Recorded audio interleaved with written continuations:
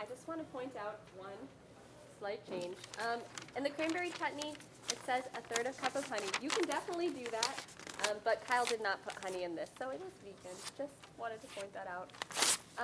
And also, I want to say from our AU Dining family to all of yours, I hope you all have a really happy Thanksgiving. Maybe incorporate some healthy habits this Thanksgiving. And I'm going to turn it over to Kyle. All right. Hello, how's everybody today? Okay. Since Joanne didn't want to do it because she was being nice, I have to do it. I just want to say from everybody at AU Dining, we all just want to congratulate Allison Marco, one of the professors here on campus. She got engaged this weekend.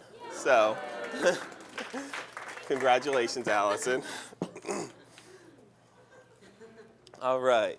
So we're actually going to start with the cranberry chutney so that this can cook for a little bit.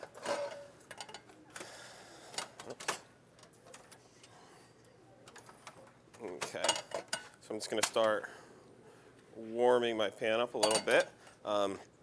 So cranberry sauce is one of my favorite things that goes along with turkey and Thanksgiving or really whatever you're serving. But for me, like the stuff that you buy is generally very over-sweetened, which is why I generally like and encourage making it yourself. It is actually something that is fairly simple to make, and it can be a lot healthier simply by removing a lot of the processed sugars out of it. So for this, I'm going to start just our dried cranberries in the bottom of the pan. Have a little bit of our red wine. I'm using a dry red wine in this rather than the port. It just, again, for me, it takes some of that sugar out. So we have that. I'm actually going to toss just a little bit of rosemary in here just to give it a little bit more of a earthy, savory flavor. So I'm just going to rip a couple of those leaves. Throw them in there. A little bit of orange juice to really get rid of some of the tartness from those cranberries. A little bit of brown sugar. And again, you could use, as Joanne said, you could use honey in this. We were trying to keep it vegan today, so brown sugar in there. Cranberries, raw cranberries, do have a lot of tartness in them, so you are going to need some type of sweetness to balance that out a little bit. On top of that, I just have a pinch of cinnamon, a pinch of ground nutmeg, and also just a pinch of ground ginger. Okay, I am going to let that go for just a little bit. So this, you want to bring it up to a boil and then just reduce it to a simmer and let it simmer for probably 30 to 45 minutes, and it'll start to break down the skins of the cranberries and the cranberries themselves, and it'll really start to thicken up a lot. There's a lot of natural pectins in the cranberries that help them gelatinize. Okay. So, and also there's a lot else you could do with this recipe too. The recipe on here is fairly simple, but you can always make it more savory if you like. You can always add onions and celery, different herbs to that. Just saute them off before you add the cranberries on top of it. And that will make it a little bit more savory, add a few different flavors to that. So, in our other pan here, while that is going,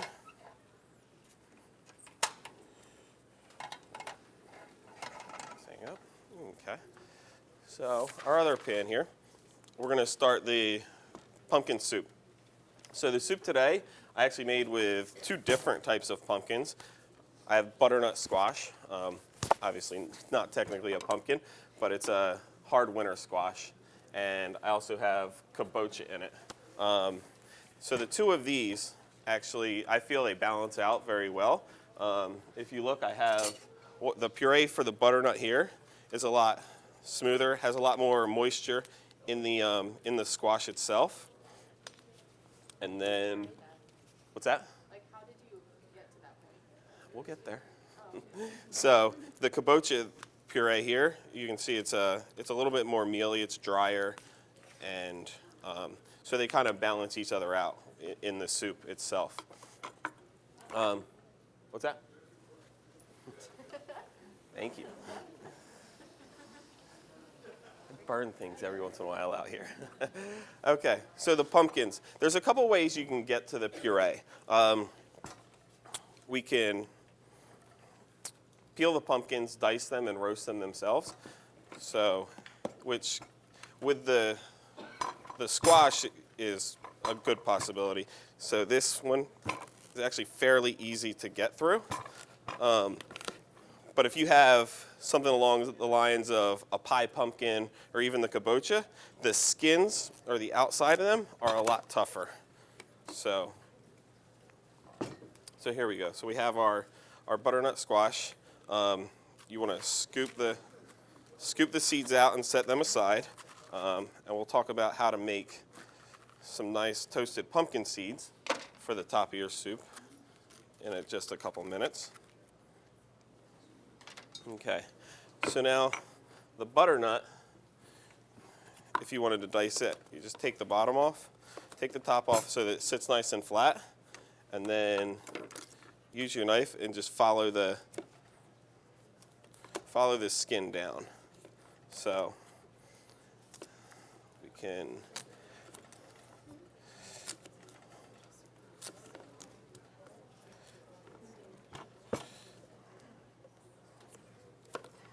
okay. So after you get the skin off, we just want to take this and dice it fairly small. You want to dice it probably in about 1/2 inch.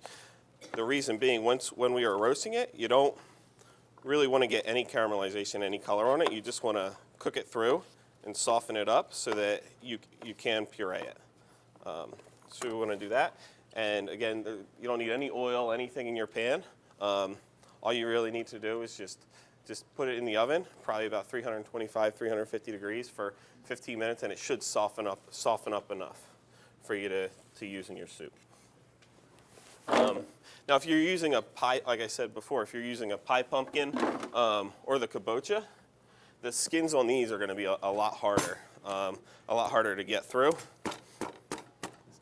As you can see, just from that, doesn't really want to go through it. One trick is actually, if you look where the stem attaches, if you insert your knife like right below that and pop this off, just go around a little bit, pop the stem off. What that'll do is right here, it'll be a small spot that doesn't have any skin, which will allow you to get your knife inside of it and kind of get a little leverage on it to get it cut in half. So from here, we're going to scoop these out again, scoop the seeds out again. Just get rid of these. And what else so the other way, if you're using a pumpkin like this, which could be extremely hard to peel, as you can maybe you can see up there, it has a very thick skin on it. Again, it's very heavy. It's going to have a good chance of cutting ourselves while we're peeling it. So what you can actually do is just leave them like this. If you were to place them face down on a cookie sheet with a little bit of water in the bottom and roast them off at 350 degrees for about 30 to 40 minutes, and then cool them, you'll actually be able to scoop all of the flesh right out of them and right down to the skin. So on top of being easier, and it takes a little bit more time, but you'll also yield more out of it because you'll be able to get right down on the skin with the center that is soft enough to just scoop out. So after roasting them, this is what we ended up with, was the two purees. Again, about half of each, and our apples. So the apples, you can either take these, peel them, and roast them off with your pumpkins if you're dicing them. What I'm going to do is just peel this very quickly. I only need about half of this.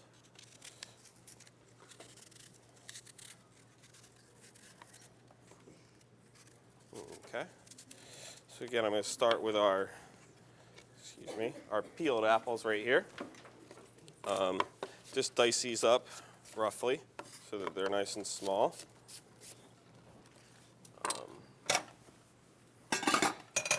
Get our pot on. So I'm just going to take these right in our pot with a little bit of our vegetable stock just to let them start softening up a little bit.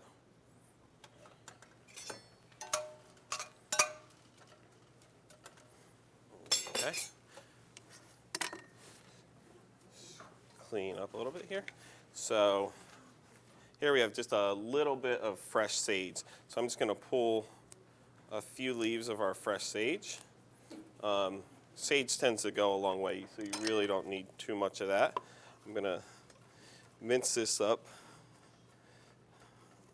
very finely. I'm actually going to go right in here with this into the broth so that can start to soften up. So we have that going. I'm going to add my pumpkin puree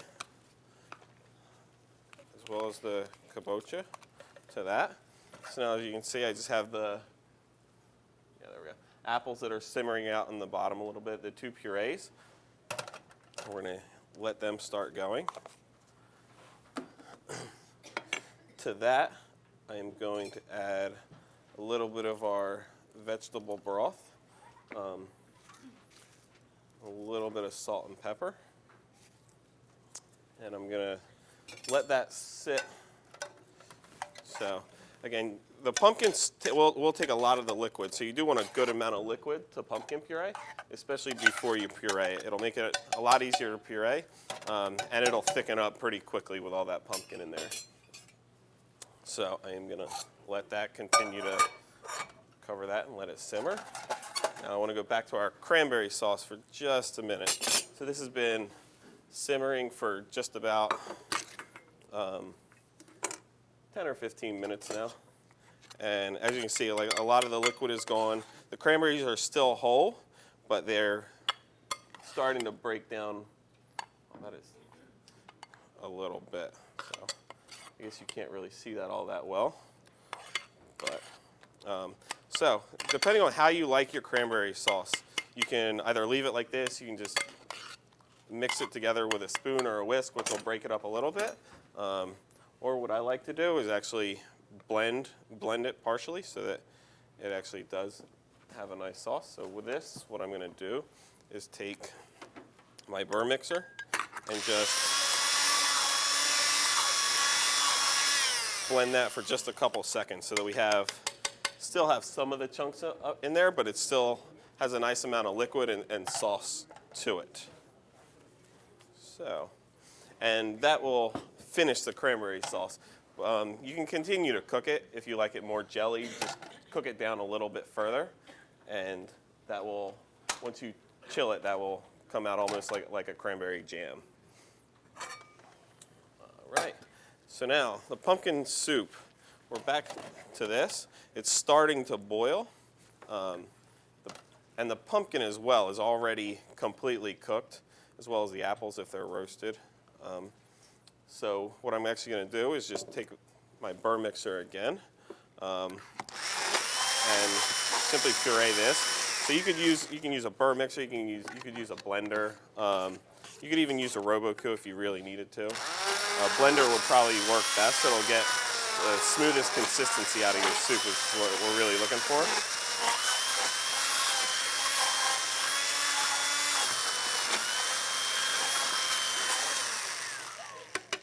Yes.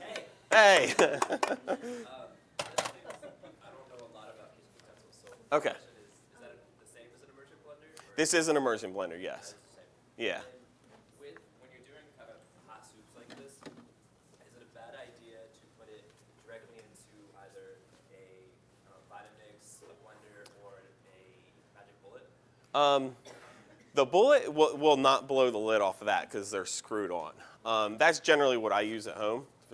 Yeah, because they get things pureed very finely. So for soups and stuff, you'll actually get that very creamy, and they're not so big that if you're just cooking for 2 or 3 people, you have a lot of big utensils out. A blender, on the other hand, that has a top that just sits on it, I would say if you're putting something hot in a blender, should actually be like a hot fill line on each blender that it recommends that you don't go past it, because as soon as that starts, it will blow the top off that and scorch and burn you. I would generally say don't fill it more than halfway though. Would be about the tops, just to be safe. But again, if you have like a NutriBullet or something like that at home, they actually work better than a blender for things like this, especially if you don't have a large amount. So again, our cranberry sauce is now starting to thicken up a little bit. I'm just going to take a little bit of balsamic vinegar and finish it with that. Stir that in, and that is all finished. Okay, then the soup right here is all pureed. So again, that thickened up fairly quickly. I'm just going to season that with a little bit of salt and pepper. And you can add any spices to this as you like. You can add cinnamon to this. You can add nutmeg and allspice. You can sweeten it as you like. Add a little bit of honey to it if you like it a little bit sweeter. Whatever you really like. But those are our two sides that we made today. So, any questions? Joanne? I have a question. Yes. What would you say are the best herbs and spices to have on hand when preparing Thanksgiving? So for Thanksgiving, I would really keep the heartier herbs, like a lot of rosemary, a lot of sage, a lot of thyme. You're going to use a lot more of those herbs, because really, and around here, they're the ones that if you grow herbs, you'll still be able to harvest out of your garden. Things like basil, mint, leafier herbs are really going to normally be dead by now. I think mine are still growing because it's been in the 80s the past 2 weeks ago, but that's a little abnormal. Any other questions? Nobody? I have one little Yes. thing. We actually have the recipes from last year's cooking demo too, as well. If you need more ideas for some healthy sides for your Thanksgiving meals, they're somewhere at the back of the room. Oh, right over here. Yes, If Cassidy you has need them. some more ideas. So last year was the quinoa stuffing, vegan quinoa stuffing. Okay. It was a portobello stuffed with mashed sweet potatoes. So those are the two recipes that we had for last year's Thanksgiving. So we printed them out as well if anybody would like to take them with them. So, all right. Has anybody started cooking Thanksgiving yet? Is anybody doing anything other than turkey? Yep. Okay. Butternut apple coconut. Okay. All right. Yes.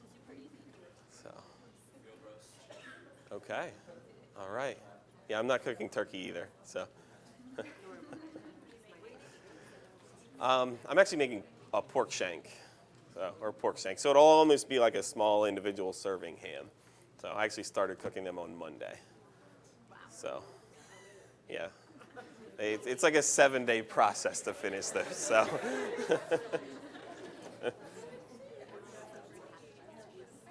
What's that?